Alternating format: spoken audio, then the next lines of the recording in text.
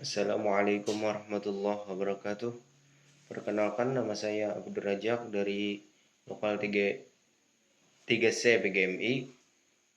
Ingin membuat video untuk tata cara pembuatan RPP. Di sini saya tampilkan contoh dari rencana pelaksanaan pembelajaran atau RPP. Yang di bagian atas terdapat satuan pendidikan. Misalnya satuan pendidikan ini SD atau MI, sekolahnya itu daerah mana atau asalnya itu asal mana. Misalnya SDN 1 Murung Sari. Dan kelas atau semester, misalnya dalam contoh RPP ini ada semester 3 kelas 3 semester 1. Dan temanya bisa kita ambil misalnya dari buku tematik tema 4 yang ada di contoh ini. Judulnya kewajiban dan hakku, dan subtema di sini kewajiban dan hakku di rumah. Subtema 1. Pembelajaran pertama, alokasi waktu.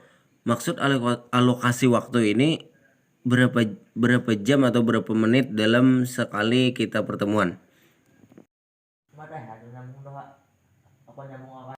Selanjutnya ada tabel, yaitu berisi kompetensi dasar dan tujuan pembelajaran. Yang sebelah kiri kompetensi dasar, yaitu di sini ada bukunya bahasa Indonesia, dan 3.10 ada 4.10. Maksud dari 3.10 dan 4.10 ini yaitu KI dan KD. Titik 3 ini KI dan titik 10nya ini KD.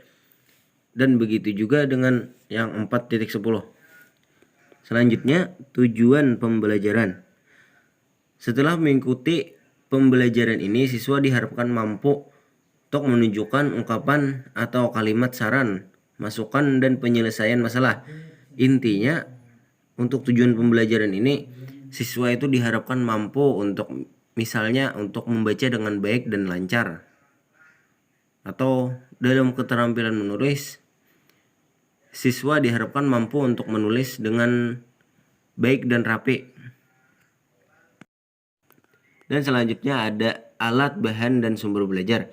Alat dan bahan yaitu pada contoh di sini ada buku teks, gambar keluarga, foto keluarga.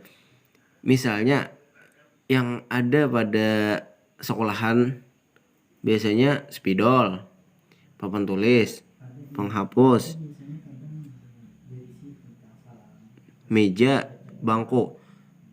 Dan kalau sumber belajar ini bisa buku atau website atau internet. Dan selanjutnya ada strategi pembelajaran, langkah-langkah pembelajaran atau kegiatan. Yang pertama, awal pembelajaran. Bagian A-nya, guru memberi salam pada siswa, kemudian siswa diajak berdoa untuk mengawali pembelajaran. Misalnya di bagian A ini, kita masuk ke dalam kelas dengan mengucapkan salam, kita sebagai guru, dan siswa menjawab salam kita tersebut. Lalu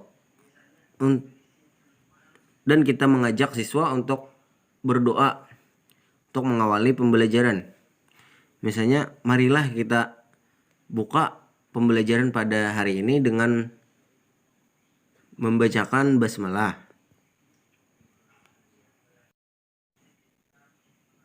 Bagian B, yaitu siswa diberi pertanyaan yang berkaitan dengan materi yang akan dipelajari.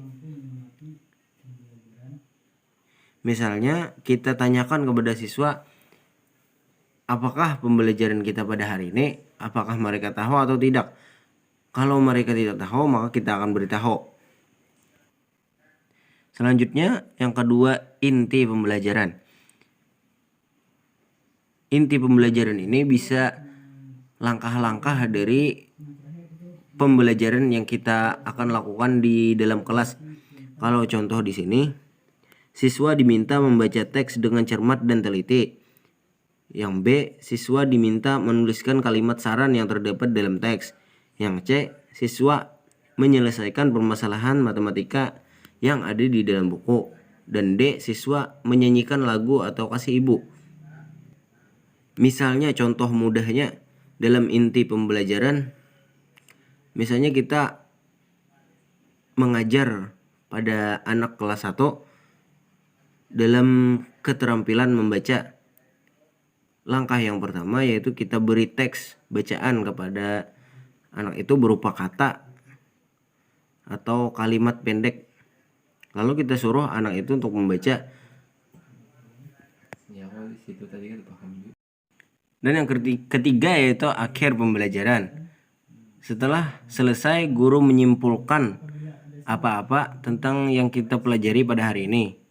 Bagian B, menutup pembelajaran dan mengucapkan doa, misalnya seperti hamdalah, dan memberikan salam penutup untuk berpamitan kepada siswa. Selanjutnya penilaian pembelajaran. Yang pertama penilaian sikap. Bagian A, observasi aktivitas siswa saat mengumpulkan data, menganalisis, dan membuat simpulan. Atau peduli, berani, rasa ingin tahu, menghargai pendapatan, dan lain-lain. Yang kedua penilaian pengetahuan. Pada contoh di sini ada tes tertulis, misalnya latihan soal. Kita berikan soal kepada siswa, lalu kita minta siswa itu untuk menjawab soal tersebut. Dan kemudian jikalau benar kita beri nilai. Misalnya kita beri 5 soal, berarti per satu soal dapat nilai 20. Dan yang ketiga penilaian keterampilan. Misalnya presentasi hasil analisis informasi. Yang B, menjawab komentar atau pertanyaan saat diskusi. Dan di sebelah kiri ini terdapat tanda tangan kepala sekolah dan nicknya. Dan sebelah sini, sebelah kanan, yaitu kita, tanda tangan kita sebagai guru. Mungkin itu saja yang dapat saya sampaikan.